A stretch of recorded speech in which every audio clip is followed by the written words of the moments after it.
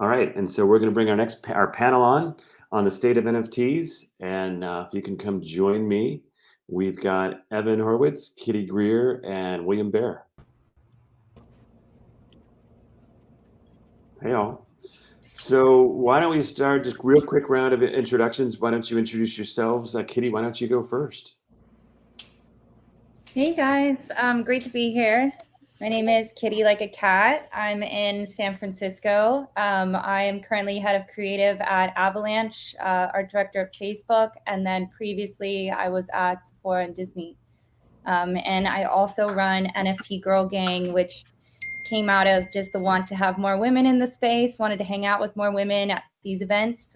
So just started to reach out last November and see, how I can help bring more women in and support them with their ongoing projects. Awesome. William, do you want to? Hey, I'm Will, better known as Blockchain Broker, and I work with a lot of different NFT artists, and I'm a video game developer that is excited about the future of the metaverse and how it can play with Web3 technologies. I'm working on two really cool projects on Near Protocol and Harmony Chain. So we're really excited about what we can do to help out those ecosystems as well as multi-chain ecosystems too. So happy to be here. Thank you so much. Thank you, Evan. Hey, Ken. Hey, Kitty. Hey, William. Nice to meet everybody. Nice to be here. Thanks for having me. World Crypto Economic Forum. Evan Horowitz, founder of Farmhouse, Inc. I tweet at 420 on Twitter and have been connecting cannabis companies in the supply chain for the last 5 years, throwing events like the at 420 pitch at the Twitter building. And then over COVID, we got super hooked on blockchain, NFTs, and we just launched an NFT licensing division, and you can find our licensed cannabis products at Urbana dispensaries in San Francisco. And so we just launched an indica that's like a purple frosty indica that's branded with Oro Blanco, a Bored Ape that's in Ape-In Productions. Next, we'll be launching CryptoPunk themed weed. And behind that, we have a lot more in store for the community. And we're Ethereum developers as well. We built something called superstrains.com, which is like a future-looking thing for us. Awesome. All right, so this is the panel is the state of NFTs. So anybody who wants to take us through sort of a little bit of a history and where we're at with NFTs in terms of just put it in context for people. William, Kitty. Sure. Yeah. I think we're at a really cool beginning. Right now, I think is where the artists who have understood the technology and understood the benefits and values of digital economies and how they can be empowered with Web3 have really thrived, right? You see like some of the more awesome utilities behind these are experiences, right? You see a lot of the doodles doing huge activations at South by. You see a lot of the apes doing large things. And if you have the NFTs, you're able to have those experiences. And I think that right now, that's probably one of the more successful routes for a lot of these artists. But I hope to see soon a way for NFTs to become more accessible, have more on-ramps, be more approachable in both the technology and the marketing of it to the Web3 community, which I hope will happen within the next year and a half or 2 years. Great. So Kitty, let's go to you and then Evan. So Kitty, sort of tell us a little bit you think in terms of where we are, some of the innovative uses of NFTs that you're seeing, sort of this second, third generation of NFTs.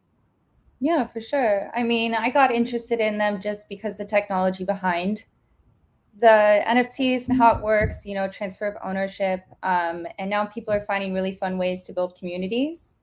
A lot of these project creators, are created by creatives, like me, where now I can create an NFT PFP, have my fans directly fund. Sorry, there's construction, by the way.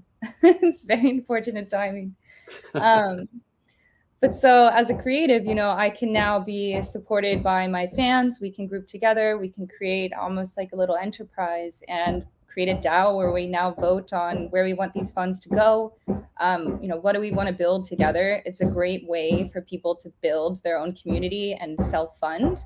So I'm just really excited to see, where this creativity goes. Friends with Benefits, their whole thing is throwing really great parties. They created the friendship token, a really great model in that. I love Alien Friends. It's about making friends. Nifty Castle. They've made their witchy GFs. You know, a lot of fun stuff I align with. So it's really fun to see what my friends are doing, and Evan making his weed products. Really cool, and how you can, you know, own a Bored Ape and now brand other products with the Bored Ape. It's super recognizable. A lot of fun things happening. Yeah. Let's talk about that, Evan. Talk about you know, both alternative uses of NFTs in terms of in the supply chain aspect, as well as what you're doing with CryptoPunks and this marriage, you know, and cross pollination of NFTs in community. Yeah, well, it's like really the first time. So our first launch was a Web2 play called Weed Club, which still exists, and it's a Web2 social network. And then we fell in love with blockchain, but then we realized sort of the cannabis community is not like, it's hard to onboard them. So we thought it was a neat way to sort of creep in by licensing the IP and then using it as a brand. And so what we're finding is that customers are coming in the store with a ton of questions, like, do I get an NFT with this jar of weed? That's a great question. So we're turning this into a whole rewards program where you get free NFTs with your weed. But like the lack of censorship, the lack of influence from the gatekeepers that we're used to, like Authorize.net, Visa, MasterCard, things like that, where they constantly told Weed Club what we could and cannot say. Don't say marijuana. Like, Kitty's probably well aware of this at Facebook. Like, there's lots of rules, and some of them are unwritten, so it can be a little hard to navigate.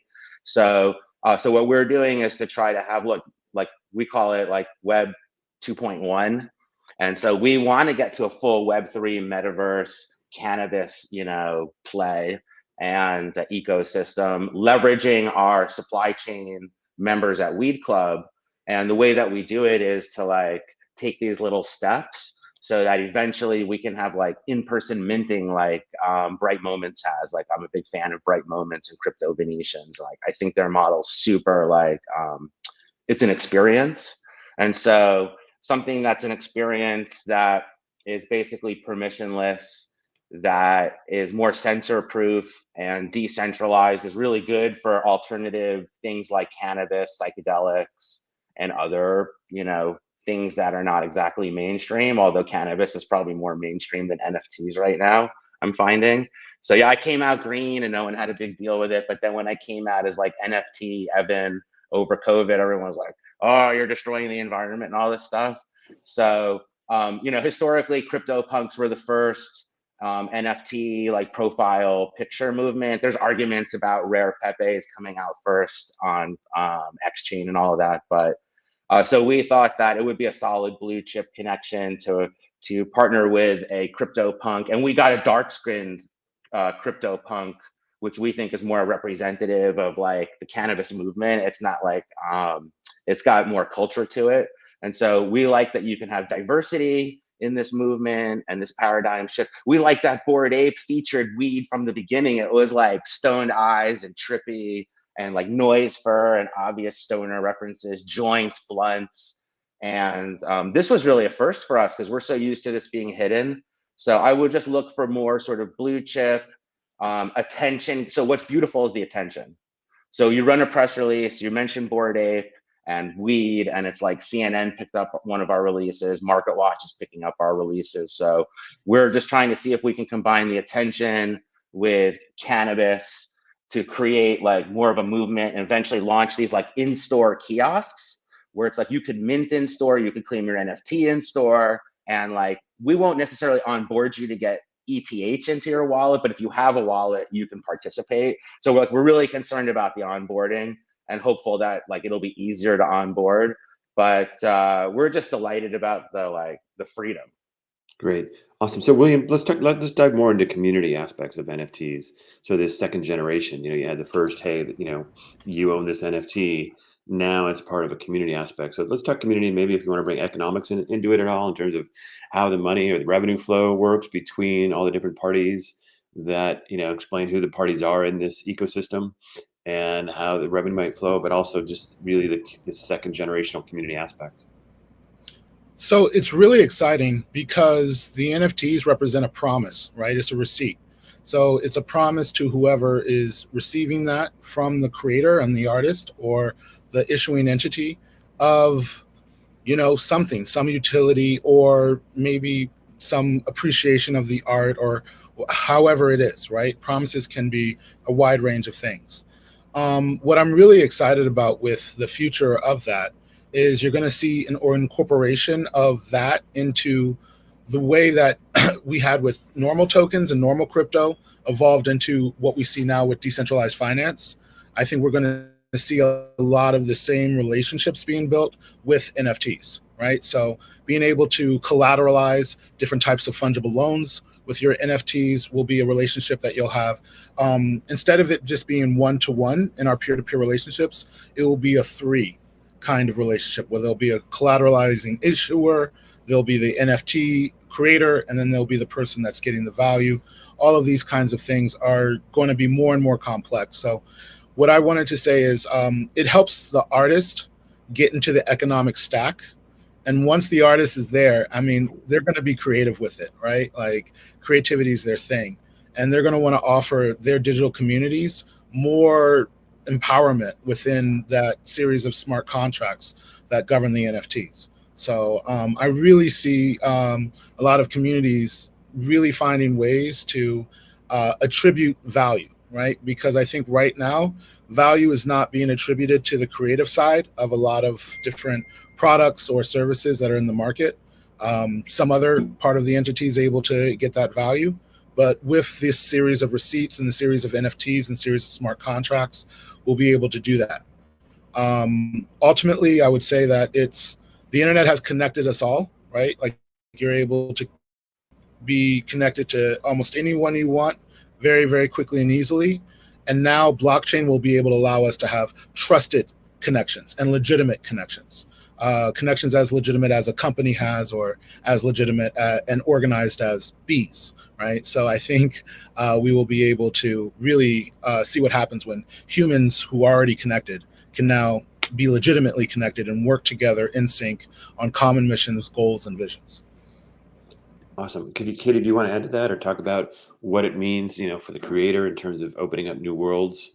And then another question for anybody on the would be how does a user get involved, you know, into this awesome community? So let's start with Kitty in terms of like the creative aspect, or you know, the economic aspect of what NFT world represents. Yeah, I mean, we're just at the beginning. You know, we're seeing the first of artists coming out and creating these PFPs. We're seeing a lot of cool fashion PFPs. Like one of my girlfriends runs a virtual fashion company. She also created Hive Media, so now she's doing a Netflix-esque series and releasing PFPs and the trailer on chain. And you know, I've seen a lot of music NFTs too. It really makes me think about a viral video went on TikTok a couple weeks ago of Halsey saying that the record labels were forcing her to make a viral TikTok to release her most recent song. I've been very close to the music industry. It definitely helps artists who don't have funding up front. But it also can force artists to kind of do things that they don't want to do, or, you know, just be controlled by a company that thinks they know best. They might not always know best. And so I've seen artists that are now creating PFPs and NFTs to support and fund their records. And now they're in control of their releases, of their concerts, similar to like Radiohead, who's not a part of a record label. You know, they're able to give back to their fans directly. So it's just a way for creatives to be creative, like Will said, you know, and figure out how to organize their fans and how to, you know, reward their super fans and be able to create these enterprises together. So it's pretty interesting. I zoned out and forgot the second question. Oh no! For either anybody here, in terms of so we can come back to the creator, but now, you know, I want to become part of a cool club. So how does somebody out there that doesn't have NFTs, or you know, how do they become part of this cool club? Well, I'm a big fan of Twitter because I'm tweeting at the @420 account, which is like arguably probably the perfect handle for all of this conversation that we're involved in. And so you can start chatting in the influential threads and ask questions, and like the blockchain OGs are really generous about sharing information. They post how-to threads about everything, whether it's like Gavin Shapiro, who's like a loop master. I collect a bunch of his NFTs, and he just posted the CCO version of like his last 3D loop. You could take the like penguin spinning around in these pools and design your own with it. And so like using CCO is cool, and like just communicate. So my first like entree into NFTs was to contact an artist named Desulter and commission a 1-of-1 from him. I thought that would be a really cool entry. Like I know everyone's looking to flip, PFPs and make money with NFTs. Everyone wants the next Bored Ape, but I love art, and like behind me I have some old-fashioned art, but I would love to put up like digital displays everywhere, and get those loops up. So I would say like commission a 1-of-1, communicate with the artists that you like, ask questions in threads where people are having like an honest conversation, and like be careful of shills. It is very, very dangerous out there. Like I worry about our weed club members that are less savvy online, because we've already had a few of them get like all of their ETH stolen, or like getting tricked by fake mint sites and stuff like that. So it's really dangerous out there. So yes, you want to get in there. There's such a great opportunity to make new friends. Like I have a Smiles PFP, and like I'm a Middle Eastern, Gen Z in my profile pic. That's the way it is, So I just thought he had the best art and a really cool community at the Smiles community. So find a community you align with, lurk in their Twitter. Be careful with Discord. Like Discord's great, but like I liked the last guest that you had, Ken, because he's got some alternatives to Discord. Like Discord's scary as hell. Like you're gonna get ripped off. Every link on there is fake. Every DM is fake. Like do not answer a DM. Like you will get ripped off. But if you can figure out how to get ETH, if you can figure out how to download MetaMask, which is like easy, and if you can like identify with a community, a project, a DAO, and like get involved, you'll be in this community in no time, because people are hella cool, and it's like borderless, and no one cares where anyone is. Like, so that would be my advice. Well, it's also brands or bands or artists that from off world that you may want to get involved. So I guess Kitty William, are there any communities that maybe your top 5 that you're interested in, or people should be watching out for? I actually touch on how can people get involved. I would say like NFTs are a rich man's game. Like, let's be honest, it takes a lot of capital to be able to participate in all the different and intellectual capital, because you have to be at the right minting sites, know the right alpha, and even then it's a couple of $1,000s for even of the smaller NFT ones, right? So I wouldn't really recommend that many people to jump into that.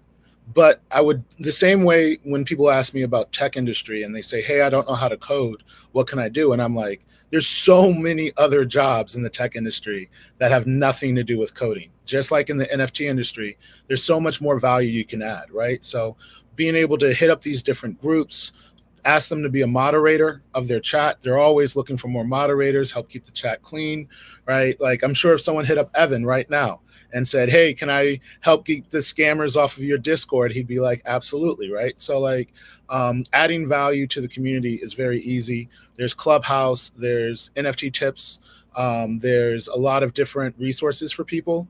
But I would say definitely get into the chats, go to the events in real life, right? Talk with the community, connect with the people, because I think that the people that we're working with today are absolutely going to have only more power and influence in the upcoming years.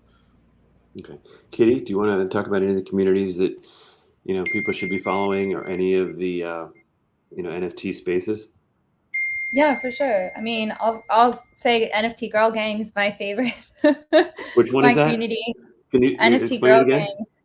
Yeah. Yeah, I mean, it's just a community, women first, what we say, Wixman, WOMXN, and then allies like Bears Abadi. Any of my guy friends are, down to help.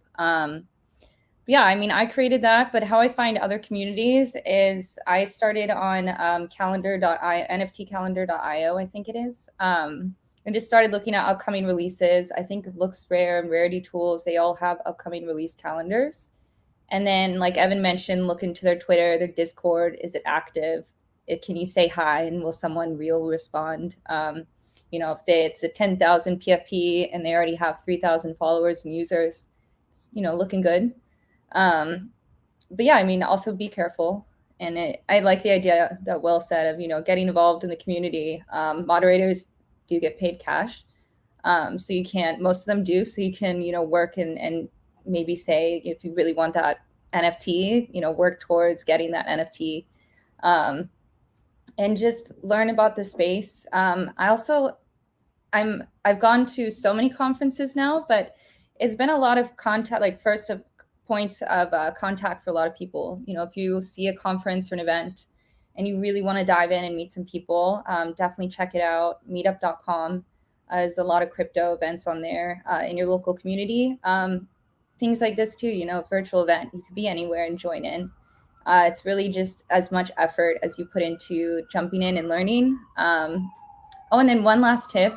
People have been just looking at the speaker list on these conferences. So like I'm speaking at Decentral on Wednesday, and I get a bunch of LinkedIn messages, people that are just like, I saw you were a speaker, would love to meet up. You know, I think that's really brave and also a great way to just, you know, meet people and find people that you're aligned with. So, okay, so that you brought some good things in terms of when you all are buying NFTs, or, you know, talking to your friends, the difference between ones that you really like. I mean, Evan, you were talking about art, and, you know, obviously it appeals to you. You know, I guess talk the difference between ones you think might be speculative, you know, gains versus just buying what you like. Anybody want to talk about that dichotomy and sort of where you should fall in that decision space? Yeah, that's a real bag of worms for me, because I minted Wolf Game, which is like the biggest play to earn game. They like practically broke the blockchain with the amount of like usage of their platform. And so, you know, once I was like, oh my goodness, I have this sheep. His name is Wooly, by the way. I named my sheep Wooly. And Wooly, he makes wool. And like that wool, like at one point was like 55 cents a token. And I'm like shearing wool like crazy. I'm cashing in for like, you know, half an ETH a day, every day. And that becomes very like addictive. That's a dopamine thing. When you start like crushing the ETH coming in off of an NFT, you get kind of like, you want more of those. So then every single copycat of these NFTs will come out. You'll get burned on every single one of those. So it's like a lot of it's just like luck. I think I just got lucky on some of these mints. And also, like, how do you know when to sell the top? Or like, you know, if you're like a trader. So I found everything I ever sold went way higher after I sold it. Like, and so I like to use like services where you can watch the big influencer wallets and their movements and stuff. Like, what are they doing? Are they trading?